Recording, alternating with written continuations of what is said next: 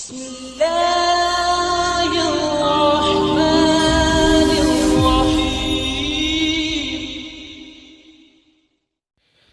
نحمده ونصلي على رسوله الكريم اما بعد فاعوذ بالله من الشيطان الرجيم بسم الله الرحمن الرحيم طلب العلم فریضہ على كل مسلم و مسلمہ، علم کا سیکھنا ہر مسلمان مرد اور عورت پر فرض ہے۔ تو جیسا کہ پچھلے سبق میں ہم نے مخارج یعنی تجوید کی اہمیت کے بارے میں پڑھا تھا، اور آج ہم بالترتیب مخارج یعنی حروف کہاں سے ادا ہوتے ہیں اس کے بارے میں سمجھیں گے۔ تو جیسے کہ آپ دیکھ رہے ہیں یہ ہمارا منہ ہے، اور یہ سفید سفید جو ہے یہ ہمارے دانت ہیں، اور سفید دانتوں کے بیچ میں جو یہ براؤن کلر کا ہے تو یہ ہمارا زبان کا کنارہ ہے۔ یہ صرف سمجھانے کے لیے بتایا گیا ہے تاکہ آپ اچھے سے سمجھ لیں۔ اور یہ بیچ میں جو ہے یہ زبان ہے، اور نیچے آپ دیکھیں گے جہاں 3 کٹ لگے ہوئے ہیں تو یہ ہمارا حلق ہے۔ تو اس میں یہ اشارہ بھی دے دیا ہے کہ با، میم، فا اور واو یہ ہونٹوں سے ادا ہوتے ہیں، ٹھیک۔ اور اس کے نیچے آپ آ جائیں تو یہاں زال، ذا اور ثا، تا، دال، طا یہ زبان کی نوک سے ادا ہوتے ہیں۔ اسی کے نیچے آپ آ جائیں تو زبان کے اندر تو یہاں سے سین، لام، نون، را، اور بیچ زبان سے یا، شین، جیم، اور آخری زبان سے قاف اور کاف۔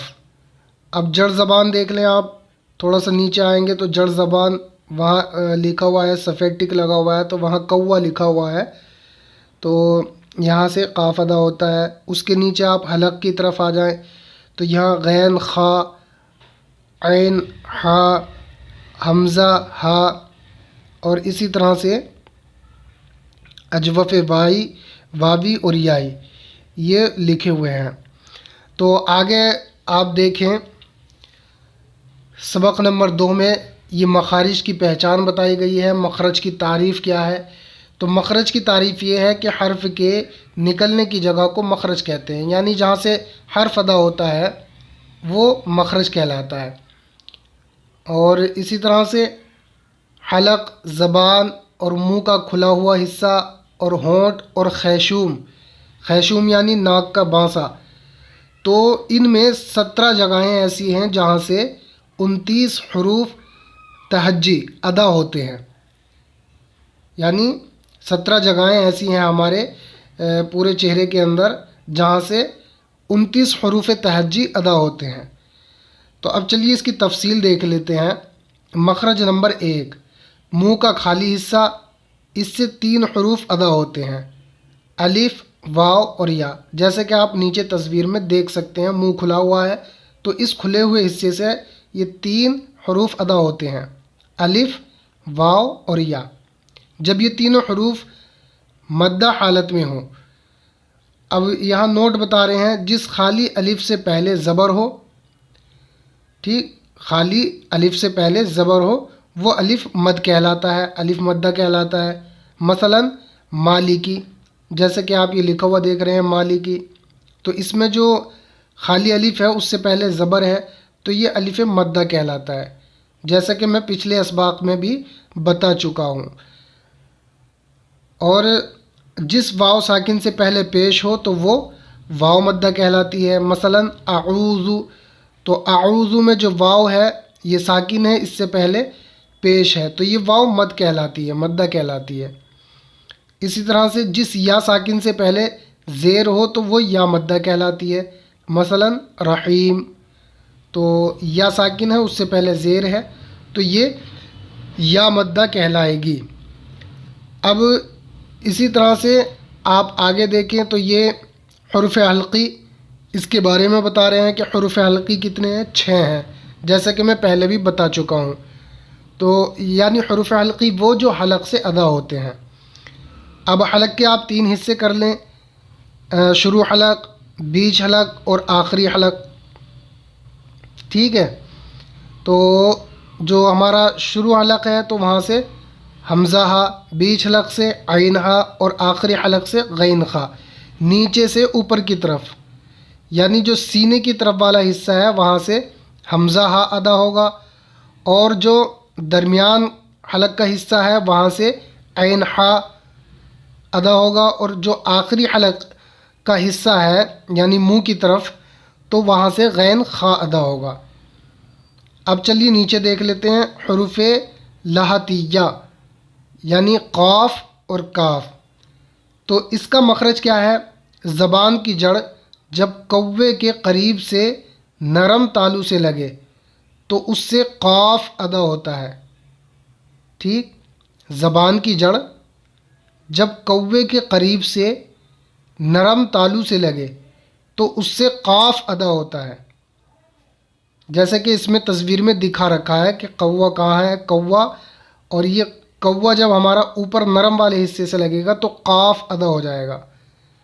اسی طرح سے مخرج نمبر 6 میں دیکھ لیں، قاف کی جگہ سے ذرا نیچے منہ کی طرف ہے نا، منہ کی جانب ہٹ کر اس سے کاف ادا ہوتا ہے، یعنی جہاں سے بڑا کاف ادا ہوتا ہے اس کے بعد سے جب ہم منہ کی طرف آئیں گے تو اس کے بعد والا جو حصہ ہے وہاں سے کاف ادا ہوتا ہے۔ اسی طرح آپ یہاں دیکھیں حروف شجریہ جیم شین یا، تو یہ کہاں سے ادا ہوتے ہیں، ان کا مخرج کیا ہے؟ تو بیچ زبان جب اپنے بالمقابل، بیچ زبان جب اپنے بالمقابل یعنی اوپر کی طرف تالو سے لگے تو اس سے جیم شین یا ادا ہوتے ہیں، یعنی بیچ زبان اپنے جسٹ اوپر کی طرف تالو سے لگے گی تو جیم شین یا یہ تینوں حروف ادا ہوں گے۔ اب حرف حافیہ یعنی ضاد، تو اس کا مخرج کیا ہے؟ زبان کی کروٹ، جیسے کہ اس میں اشارہ دے رکھا ہے، جو داڑھ کی طرف تیر کا نشان بنا ہوا ہے یہ زبان کی کروٹ ہے۔ جب یہ زبان کی کروٹ بائیں طرف والی اوپر کی 5 داڑھوں سے لگے تو اس سے ضاد ادا ہوتا ہے۔ ضاد، آپ کنارہ زبان کو اوپر کے دانتوں کی جڑ سے لگائیں، ضاد ضاد، تھوڑا مشکل ہوگا لیکن آپ کوشش کریں گے تو انشاءاللہ یہ ادا ہو جائے گا۔ ٹھیک، اب اسی طرح سے حروف طرفیہ یعنی جو زبان کی طرف سے ادا ہونے والے ہیں وہ کون کون سے ہیں؟ لام، نون اور را۔ جیسا کہ مخرج نمبر 9، زبان کی کروٹ، زبان کی کروٹ اس کے آخر سے نوک تک کا حصہ جب اوپر ایک داڑھ اور دانتوں کے مسوڑوں سے لگے اس سے لام ادا ہوتا ہے، یعنی ہماری جو نوک زبان ہے اس کو آپ دانتوں اوپر والے دانتوں کی جڑ سے لگائیں تو لام ادا ہو جائے گا، لام۔ ٹھیک، مخرج نمبر 10، لام کی جگہ سے لیکن ایک داڑھ کم ہو کر جب اوپر والے 3 دانتوں کے مسوڑوں سے لگے تو اس سے نون ادا ہوتا ہے۔ اب اسی طرح سے اس میں دیکھیں آپ مخرج نمبر 11، زبان کے کنارے کی پشت جب اوپر والے 3 دانتوں کے مسوڑوں سے لگے تو اس سے را ادا ہوتا ہے۔ را، اوپر والے 3 دانتوں کے مسوڑے سے آپ اپنی زبان کے کنارے کو لگائیں، کنارے کی پشت ہے نا جو ہماری زبان ہے، جیسے کہ اس میں تصویر میں بھی دکھا رکھا ہے، زبان کا کنارہ اور اس کی پشت کہاں لگ رہی ہے، آپ اس کو غور سے دیکھیں تو اچھے سے سمجھ میں آ جائے گا۔ تو یہاں سے را ادا ہوتا ہے۔ اب اسی طرح سے حروف نطعیہ یعنی تا دال طا، مخرج نمبر 12، زبان کی نوک جب اوپر یعنی سامنے والے 2 دانتوں کی جڑ سے لگے تو اس سے تا دال اور طا ادا ہوتے ہیں، جیسے کہ تصویر میں آپ کو واضح نظر آ رہا ہوگا۔ اسی طرح سے حروف لثویہ یعنی سا ذال ظا، تو اس کا مخرج کیا ہے؟ مخرج نمبر 13، زبان کی نوک جب اوپر والے دو دانتوں کے سرے سے لگے تو اس سے ثا ذال ظا ادا ہوتے ہیں. ٹھیک ہے، زبان کی نوک جب اوپر والے دانتوں کے سرے سے لگے، جیسے کہ آپ تصویر میں دیکھ سکتے ہیں، اوپر والے دانتوں کا سرا اور زبان کی نوک، ان دونوں کا کمبینیشن جب ہوگا تو یہ ثا ذال ظا، یہ تینوں حروف ادا ہو جائیں گے. اب اسی طرح سے آپ اس میں دیکھیں حروف صفریہ یعنی زا سین صاد، مخرج نمبر 14.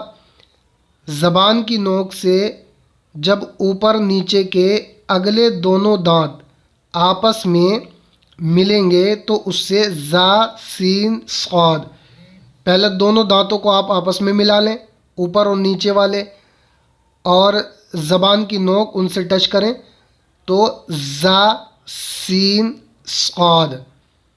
منہ کو کھولنا نہیں ہے، دونوں دانت آپس میں ملے رہیں اور کوشش کریں آپ نکالنے کی زا سین صاد.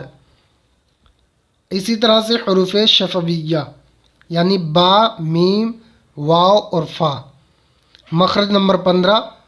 اوپر والے دو دانتوں کا سرا اور نیچے کے ہونٹ کا اندرونی حصہ، اس سے فا ادا ہوتا ہے، یعنی نیچے والا جو ہونٹ ہے اس سے اپنے اوپر والے دانتوں کا سرا لگا دیں تو فا ادا ہو جائے گا. فا خوب اندر کو ہونٹ لے کر کے نہیں جانا ہے، جیسی حالت میں آپ کا ہونٹ ہے اسی حالت میں آپ اوپر کے دانتوں کا سرا نیچے کے ہونٹ سے ٹچ کر دیں.